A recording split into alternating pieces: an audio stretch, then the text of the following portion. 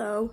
Um, the internet is out today, and so I decided instead of being upset about it, I was just gonna read all day. So I'm gonna take you with me to read a few books. The first one is Comfort Crisis.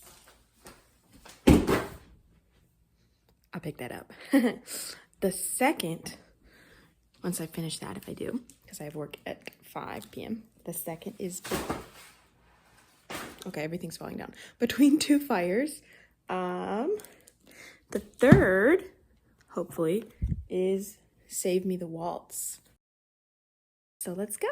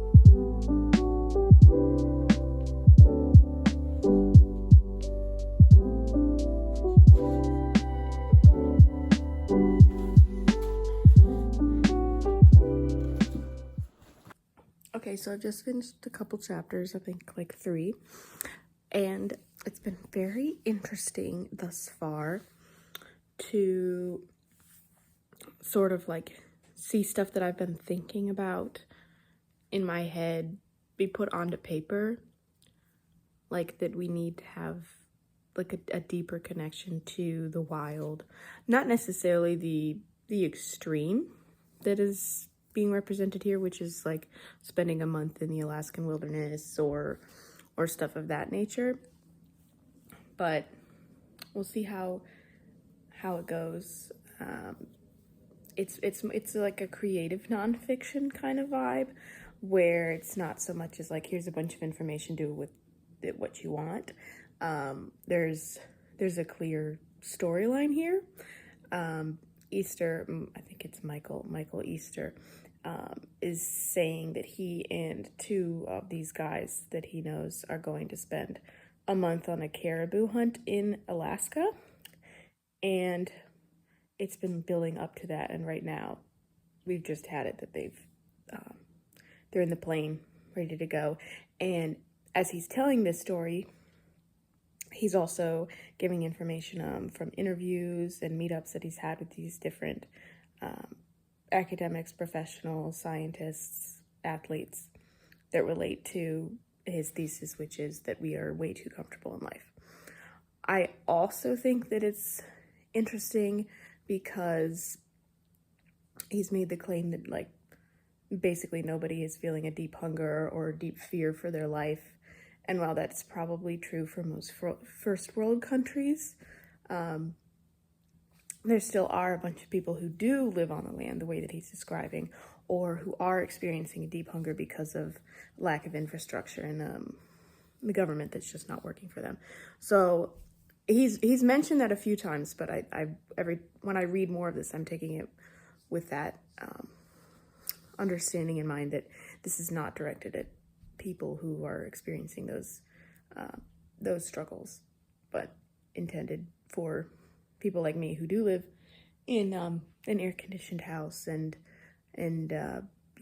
drives to work and sits in front of a computer every day. But yeah, we'll see how it goes. I'm excited about this. This kind of gives me Jack London vibes. He mentioned Jack London in one of these chapters about how it's not sustainable to live like the way these Jack London stories are, but it's good to get out there once in a while. Anyway, gonna keep going.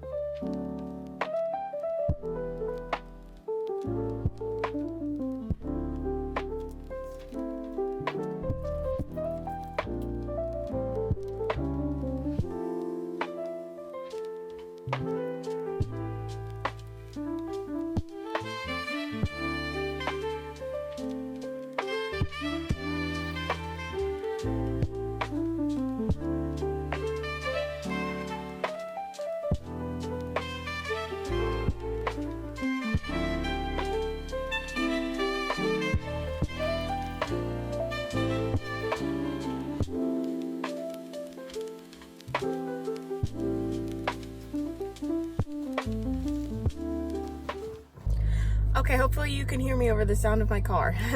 I finished the part 1, which was the 2 rules. Make it hard, don't die. And I've started part 2. Can't remember what that subtitle was. But now I've decided I'm gonna go get some lunch at Leo's because it's the 4th of July.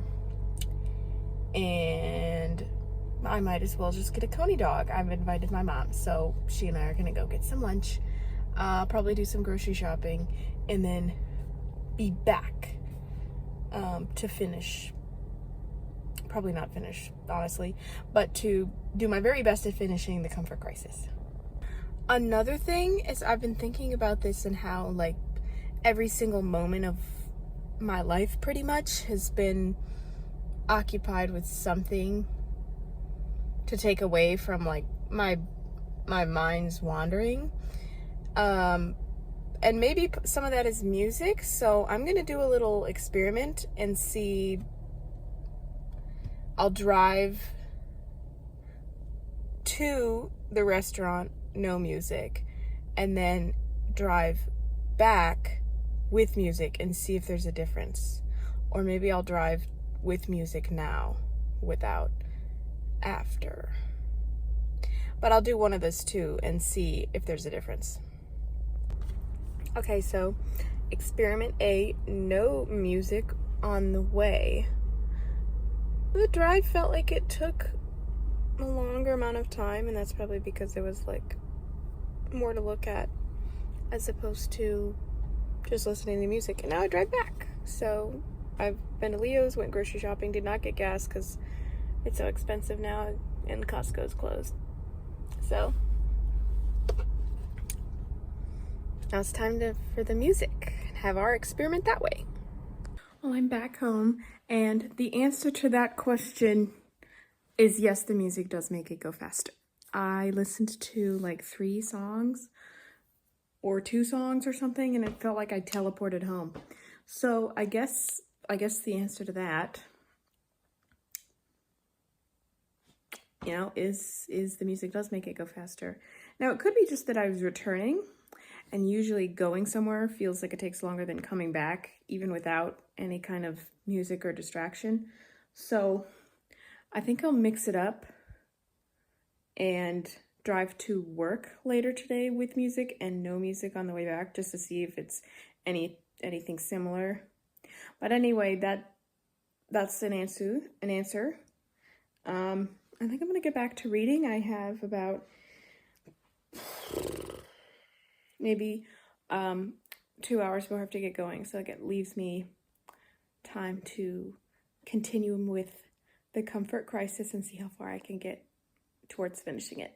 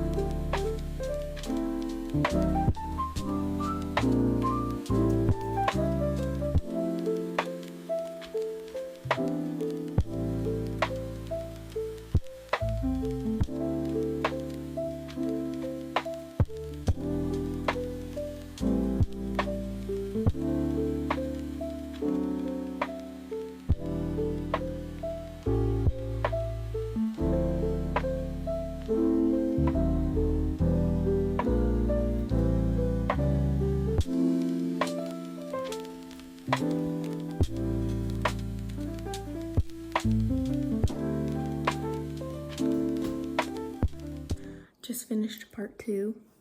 That went by quicker than I thought it would. It's been really interesting. We're talking about silence and time in nature and why that's important to the human body and mind. There was one rule that really caught my eye, was 20 minutes a day in just general nature, like just a walk where there's trees or something. 3 hours a month in like park nature, so like a county park or something like that that's slightly separated from the city, and then 3 days a year where you're in like the wild. And I have not done the 3 days thing. I've wanted to go camping for some time, but I've been trying to do that 20 minutes thing, and they said that even just 20 minutes like on your drive, if you commute to work, if there's green in that drive, it has benefits, which is like, it makes sense that, you know, that the human body is seeking out, like the animal in our body is seeking out things that we were evolved to be around, but that there's actual science that backs it up is awesome too. Part 3 is feel hunger. Interested to see where that's going. So far it's been mind. I guess this is soul, because I feel like in nature and your soul are connected. And then the third is probably body, I guess, but that's just an assumption. I have work in about an hour, so gotta start preparing for that. But yeah, so it's been my day. No internet, full of reading. I will probably finish this book tomorrow.